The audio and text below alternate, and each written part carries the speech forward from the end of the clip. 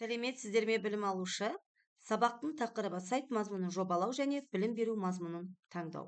Сайт мазмұнын жобалау веб-ресурстарда берілетін ақпаратты мақсатты аудиторияға ыңғайлы, түсінікті және жүйелі түрде орналастыру процесі.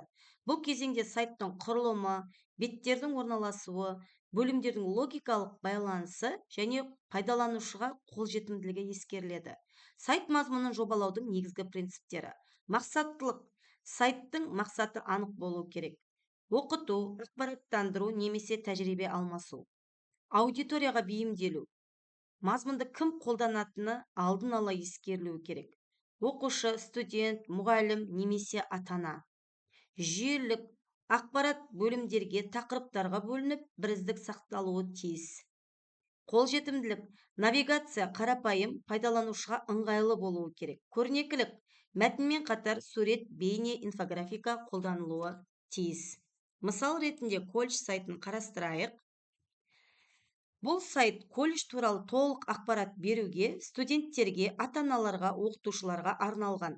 Сайттың негізгі мақсаты оқу орны жайлы толық ақпарат беру. Қарап отырсаңыздар, меню қатары ыңғайлы, навигация қарапайым әрі түсінікті. Келесі. Білім беру мазмұнын таңдау. Білім беру мазмұнын таңдау оқу мақсаттарына сәйкес ең қажетті ақпаратты іріктеу және оны үйренушіге қолайлы форматта ұсыну. Білім беру мазмұнын таңдаудың принциптері. Ғылыми дәлдік. Мазмұн сенімді деректерге негізделуі тиіс. Қолжетімділік. Материалдың деңгейі аудиторияның жас ерекшелігіне, біліміне сәйкес болуы керек. Студентке ме, оқытушыға ма, дәрігерге ме, оқушыға ма деген секілді. Мазмұнның мәнділігі. Тек маңызды практикалық құндылығы бар ақпараттар енгізіледі. Жүйелік пен бірізділік. Материал қарапайымнан күрделіге қарай беріледі. Интеграция. Пәнаралық байланысты ескеру, қосымша ресурстарды пайдалану. Қызықтылық.